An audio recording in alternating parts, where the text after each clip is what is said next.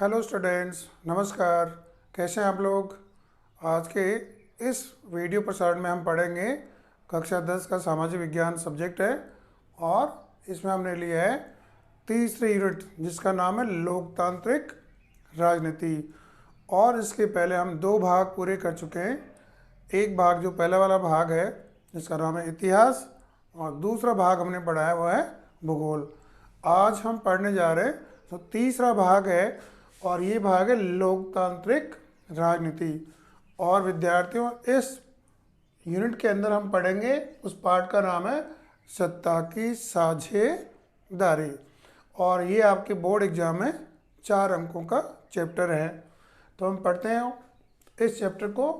और शुरू करने के पहले यदि आपने चैनल को सब्सक्राइब नहीं किया है तो प्लीज़ इसे सब्सक्राइब करें और बेल आइकन बटन भी प्रेस कर दें जिससे आपको हमारे वीडियो भविष्य में इमीडिएटली प्राप्त हो जाए।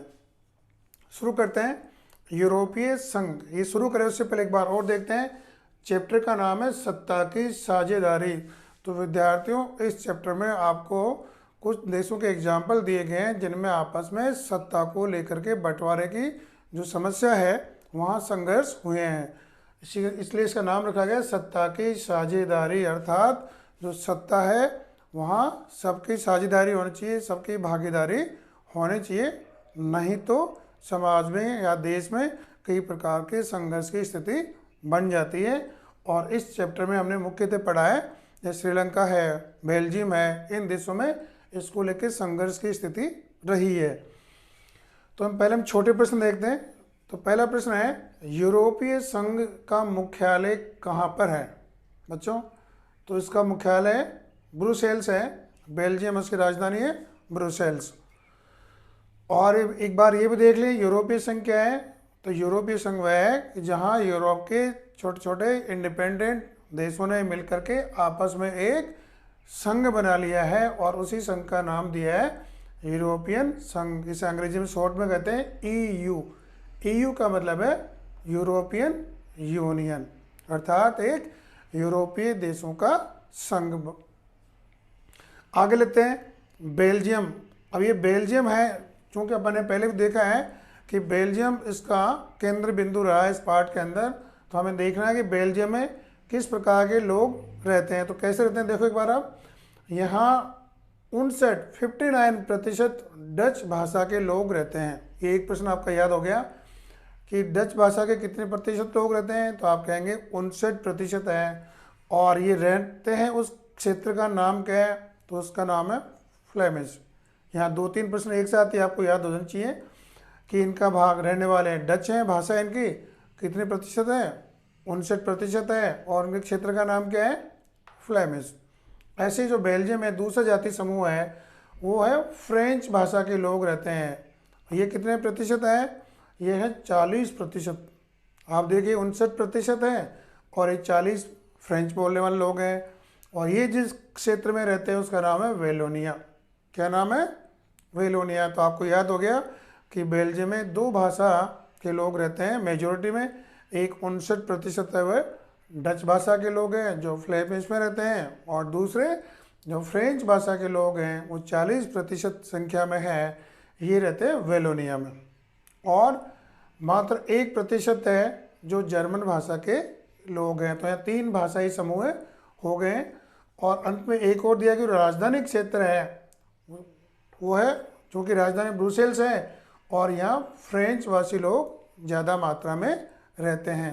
तो आपके इसमें एक बड़ा प्रश्न ये भी बन रहा है कि बेल्जियम में कितने भाषाई समूह के लोग रहते हैं। तो आप कहेंगे डच है, फ्रेंच है या जर्मन भाषा के लोग हैं। एक ये भी प्रश्न आपके बच्चों बन रहा है कि वहाँ भाषा के 4 क्षेत्र कौन कौन से हैं। तो आप कहेंगे कि एक फ्लेमिश है, दूसरा वेलोनिया है, तीसरा जर्मन भाषा के क्षेत्र के लोग हैं जहाँ जर्मन भाषा बोली जाती है और चौथा है राजधानी क्षेत्र। तो इससे आप करीब 20-25 प्रश्न आपके इसी एक प्रश्न से बन रहे हैं। और इसे एक बड़ा प्रश्न भी आपका ये तैयार हो गया कि बेल्जियम के जो भाषाई समूह हैं उनकी आप विवेचना कीजिए। तो बड़ा प्रश्न भी इसी से बन रहा है आपका, तो इसको कंठस्थ कर लें। ऐसा ही एक प्रश्न हो रहा है कि जो श्रीलंका में जातीय समूह है उसकी भी आप विवेचना कीजिए। तो श्रीलंका आप जानते हैं कि अपना भारत का एक पड़ोसी देश है जो भारत के दक्षिण में स्थित है। और ये एक द्वीपीय देश है। द्वीपीय देश का मतलब है कि द्वीप अर्थात वह थल समूह है जो कि जल से चारों ओर से घिरा हुआ हो। तो श्रीलंका एक द्वीपीय देश है। एक बार पहले बेल्जियम को देखते हैं कि बेल्जियम कहाँ स्थित है। बेल्जियम एक यूरोपीय देश है, यूरोपीय महाद्वीप का एक देश है। और दोबारा देखते हैं श्रीलंका को, तो श्रीलंका में भी यहाँ कई जाति के लोग रहते हैं जिनमें आपस में संघर्ष चलता रहता है। किसको लेकर के? अपने अपने अधिकारों को लेकर के और राजनीति को लेकर। तो सबसे पहले देखते हैं कि यहाँ सिंगली समुदाय के लोग रहते हैं, वो 74% हैं और ये यहाँ का बड़ा समुदाय है। आपके प्रश्न ये भी बनता है कि श्रीलंका का सबसे बड़ा समुदाय कौन सा है, तो आप क्या कहेंगे? ये सिंगली है। सिंगली कितने प्रतिशत मात्रा में है, तो आप कहेंगे 74% मात्रा में है। आगे दिए हैं तमिल। तमिल कितने प्रतिशत है श्रीलंका में? ये है 18% है। और तमिल भी दो प्रकार के हैं, तो कौन कौन से हैं? एक जो श्रीलंकाई मूल के तमिल हैं और दूसरे भारत के तमिलियंस जो कि वहाँ बागानों में काम करने के लिए चले गए थे और उनकी जो संतानें हैं वो कहलाती है भारतीय तमिलियन। तो अभी आपने देख लिया कि यहाँ एक तो 74% सिंगली समुदाय के लोग हैं और उससे थोड़े कम 18% तमिल समुदाय के लोग रहते हैं। ये जो तमिल संप्रदाय या तमिल भाषा बोलने वाले लोग हैं इसमें हिंदू भी हैं और मुस्लिम भी हैं।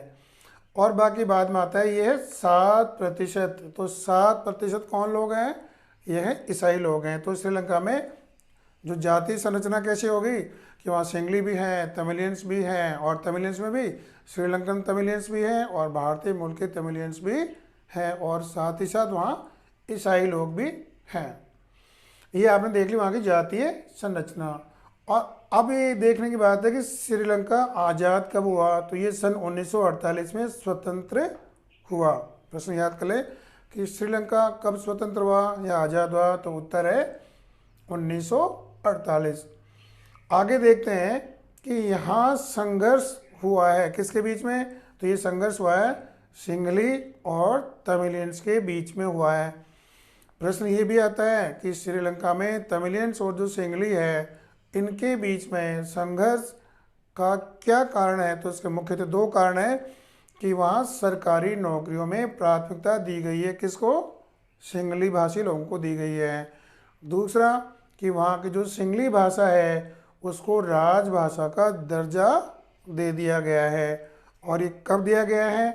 ये दिया है सन 1956 में। आपके यहाँ 5-10 प्रश्न एक साथ ही बन रहे हैं। तो वहाँ इसका कारण क्या था? इसका कारण यही था कि जो सिंगली समुदाय है बहुसंख्यक है, बहुसंख्यावादी है अर्थात संख्या में ज़्यादा है, तो इनको वहाँ पर ज़्यादा प्राथमिकता दी गई बच्चों। और आप जानते ही प्राकृतिक है, जब किसी एक समुदाय को ज़्यादा वेटेज मिलेगा, ज़्यादा उसकी एडवोकेसी की जाएगी, तो बट नेचुरल है कि जो दूसरा समुदाय है वो परेशान होगा अर्थात उसको महसूस होगा कि उसके अधिकारों का हनन किया जा रहा है।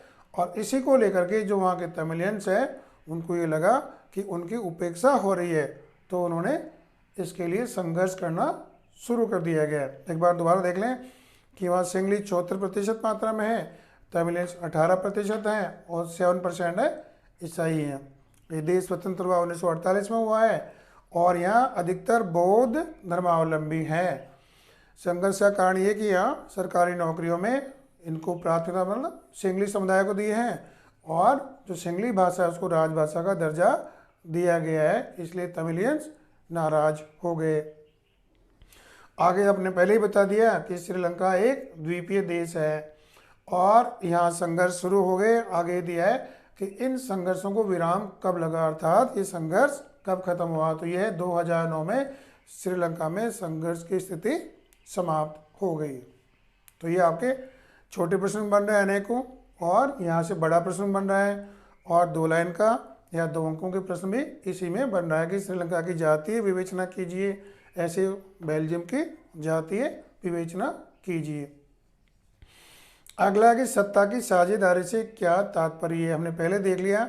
सत्ता माने सरकार चलाने की शक्ति और ये किसके पास में हो? साझी हो अर्थात ऐसी शक्ति जिससे सरकार चले उसका साझा होना जरूरी है अर्थात उसको आपस में बांटना चाहिए। और किस में बांटना चाहिए? जैसे वहाँ देश की संरचना, यदि जातीय समूह ज़्यादा हैं तो उसके हिसाब से होना चाहिए, यदि भाषाई या सांस्कृतिक समूह है तो उन सबको सत्ता में अलग अलग हद स्तर तक उनको उसमें बंटवारे की भूमिका मिलनी चाहिए। इसको कहा है सत्ता की साझेदारी, अर्थात अलग अलग समूहों में सत्ता का बंटवारा होना। अब अगला प्रश्न आ रहा है इसी से जुड़ा हुआ कि जो सत्ता की साझेदारी है उसके मुख्य दो रूप कौन कौन से हैं। तो ये दिया है सत्ता की साझेदारी के दो रूप है, एक है ऊर्ध्वाधर और दूसरा है क्षैतिज। ये समझ लीजिए ऊर्ध्वाधर क्या होता है? ऊर्ध्वाधर का मतलब होता है जो ऊपर से नीचे की ओर आए, उसे हम कहते हैं ऊर्ध्वाधर। ऐसे क्षैतिज होता है जो क्षैतिज के बराबर या समानांतर चले हैं, उसे हम कहते हैं क्षैतिज। तो ऊर्ध्वाधर में कौन कौन से हैं? जैसा आपने देखा ऊपर से नीचे की ओर आती है, अर्थात जैसे देश में केंद्र सरकार है या संघ की सरकार है, ये तो होगी केंद्रीय स्तर पर। उससे नीचे आती है तो कौन सी होगी? राज्य की सरकार होगी। और उससे भी नीचे है तो अब स्थानीय सरकार होगी, नगरों की होगी या शहरों की होगी या गाँवों की होगी, ये कहलाती है ऊर्ध्वाधर वितरण। ऐसे दिया है क्षैतिज। क्षैतिज का मतलब समानांतर हो, बराबर क्यों? इसमें शासन के विभिन्न अंग होते हैं। कौन कौन से हैं? जैसे भारत में है व्यवस्थापिका है, कार्यपालिका है और न्यायपालिका, ये शासन के अंग हैं बच्चों। और इन अंगों में आपस में सत्ता का बंटवारा समान रूप से किया गया है। इन सभी को समान अधिकार हैं और इनका आप नीचे देखेंगे लिखा है कि नियंत्रण व संतुलन की स्थिति बनी रहती है। कैसे बनी रहती है? इनको समान अधिकार दिए हैं और एक दूसरे को चेक व बैलेंस करने के अधिकार इनके पास में है, जिससे कि ये एक दूसरे की सीमाओं को क्रॉस नहीं करे और आपस में सत्ता का संतुलन व नियंत्रण बना रहे। इसलिए इसको कहा भी गया है कि सत्ता का नियंत्रण व संतुलन सिद्धांत क्या है। तो आप कह सकते हैं कि शासन के विभिन्न अंगों में एक दूसरे को लेकर के अपना निश्चित क्षेत्र होना और अपने क्षेत्र की सीमाओं को पार नहीं करना। अगला है सामुदायिक सरकार। सामुदायिक सरकार क्या होती है? तो सामुदायिक सरकार वह है कि जिसमें विभिन्न समुदाय के लोग आपस में मिलकर के सरकार को बनाएं। और विभिन्न समुदाय कौन है? ये जातीय आधार पर भी हो सकते हैं, भाषा के आधार पर भी हो सकते हैं, सांस्कृतिक विभिन्नता के आधार पर भी हो सकते हैं। और इसका उदाहरण कौन सा है? बेल्जियम उसका सटीक उदाहरण है, जहां विभिन्न भाषा समुदाय के लोगों ने मिलकर के आपस में अपनी सरकार बनाई है, जिसे कहा गया है सामुदायिक सरकार। आपके प्रश्न ऐसा भी आएगा कि सामुदायिक सरकार का उदाहरण कौन से देश में मिलता है? तो आप क्या कहेंगे? बेल्जियम में है। आगे बहुसंख्यकवाद सरकार क्या होती है? तो बहुसंख्यकवाद सरकार वह होती है कि जो लोग संख्या में ज़्यादा हैं उनको शासन में वर्चस्व मिले। और ये सरकार कहाँ स्थापित है? ये सरकार है श्रीलंका में।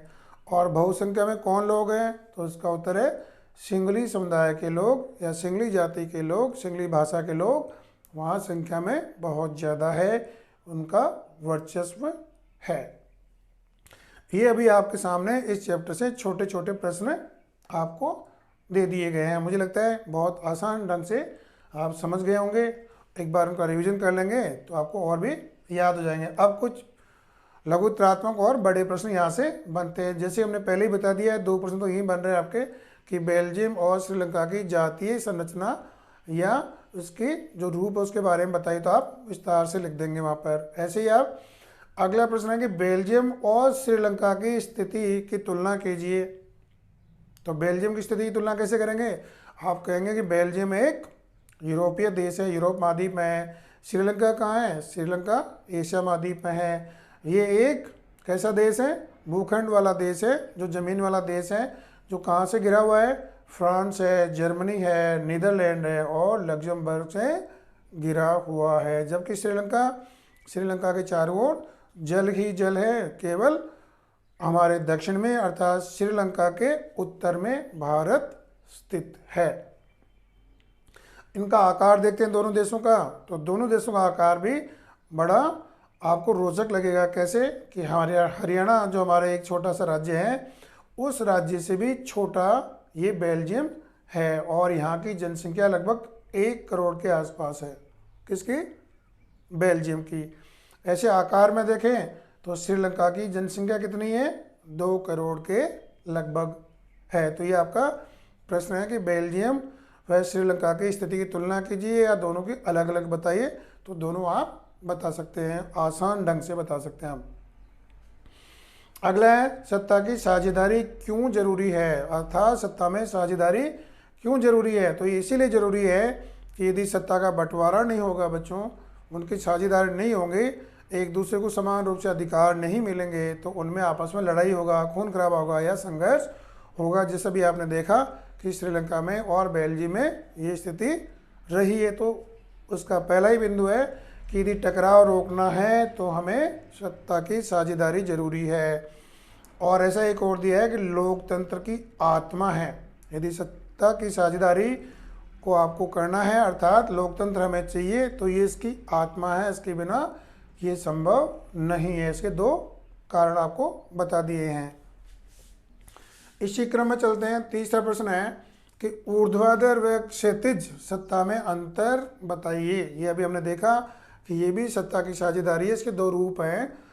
तो हम देखते हैं ऊर्ध्वाधर कौन सा होता है। ऊर्ध्वाधर होता है जो ऊपर से लेकर के नीचे की ओर आए। ऊपर से नीचे की ओर कैसे आता है, जैसे केंद्र सरकार हो गई, राज्य सरकार हो गई और स्थानीय जिलों में या शहरों में या गाँव में पंचायत सरकारें हो गई। ये सत्ता के विभिन्न स्तर हैं और इन्हीं को हमने क्या नाम दिया है, ऊर्ध्वाधर। ऐसे इधर है क्षैतिज। तो क्षैतिज का मतलब है कि शासन में विभिन्न अंग होते हैं, कार्यपालिका है, व्यवस्थापिका है और न्यायपालिका है। इन तीनों अंगों में समान रूप से जो अधिकार है उनका बंटवारा, ये क्या कहलाता है, क्षैतिज सत्ता। दूसरा अंतर क्या दिया है कि उच्च और निम्न स्तर की सत्ता होती है, अर्थात ऊपर से नीचे की ओर आती है। ऊपर भी होती है, पूरे देश को चलाती है, वो देश वाली सरकार हो गई, राज्यों को चलाने वाली राज्य की सरकार हो गई, और नीचे स्थानीय सरकार हो गई जो गांव और शहरों को चलाने वाली हो गई है। ऐसे यहाँ क्या दिया है, तो यहाँ दिया है कि सत्ता के यहाँ एक ही स्तर होते हैं, 3 अंग होते हैं और तीनों बराबर होते हैं। आगे दिया है कि इसमें ये एक दूसरे के अधीन होती है। जैसे केंद्र सरकार है उसके अधीन है राज्य है, राज्य के अधीन आती है स्थानीय सरकारें होती हैं। ऐसे इसमें क्या दिया है, इसमें दिया है कि इनमें एक दूसरे के ऊपर नियंत्रण बना रहता है, जिसे हमने पीछे देखा कि शक्ति व नियंत्रण का सिद्धांत, संतुलन का सिद्धांत कहा गया है। तो ये मोटे मोटे इनमें अंतर हो गए हैं। अगला है कि बेल्जियम में जातीय समस्या का हल किस प्रकार से निकाला गया। अभी आपने देखा कि बेल्जियम में डच भाषा के लोग भी हैं, जर्मन भी है, फ्रेंच बोलने वाले भी हैं, और इन सब में आपस में अपनी भाषा या संस्कृति को लेके अपने अधिकारों के लिए हमेशा लड़ाई रही है। तो इस लड़ाई या जातीय समस्या का हल कैसे निकाला गया है, तो ऐसे निकाला गया है, इसमें लिखेंगे अवसर की समानता, अर्थात यदि सभी को समान रूप से अवसर मिलेंगे तो आप जानते हैं कभी लड़ाई होगी क्या, कभी नहीं होगी। ये किसको दिया है, फ्रेंच व डच भाषा के लोगों को। दूसरा दिया है शक्ति का विकेंद्रीकरण, अर्थात शक्ति का विकेंद्रीकरण से है अर्थ है कि शक्ति का बंटवारा होना, किसी एक के पास में ही नहीं रहना। केंद्र के पास भी शक्ति होना, राज्यों के पास या प्रांतों के पास भी होना, या जो स्थानीय सरकार है या जो सामुदायिक सरकार है वहाँ बेल्जियम में बनी है वहाँ भी शक्ति का बंटवारा होना। तो 2 दे दिए, कौन कौन से, अवसर की समानता प्रदान कर दी, शक्ति का विकेंद्रीकरण कर दिया, और तीसरा है राज्य सरकार को स्वायत्ता, अर्थात राज्य सरकार को अधिक ऑटोनमस बनाना या अधिक पावर देना, ये कहलाता है राज्यों की स्वायत्ता। और जैसे ही स्वायत्ता मिली तो राज्य सरकार ने अपने हिसाब से लोगों की भलाई के लिए कार्य करके अब उनकी इच्छाओं की पूर्ति करें, जिससे कि समाज में किसी प्रकार का वर्ग संघर्ष नहीं हो।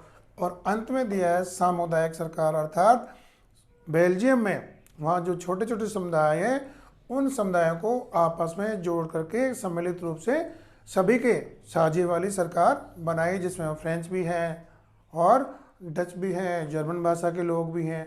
इसलिए वो सरकार क्या कहलाई, सामुदायिक, अर्थात सभी को बराबर रूप से प्रतिनिधित्व मिला।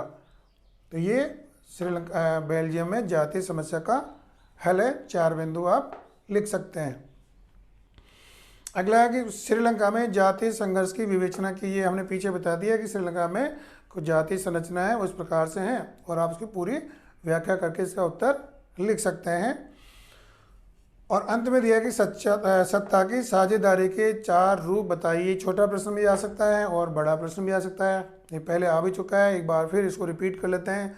इससे 4 रूप है। पहला दिया है ऊर्ध्वाधर, जो ऊपर से नीचे की ओर आता है।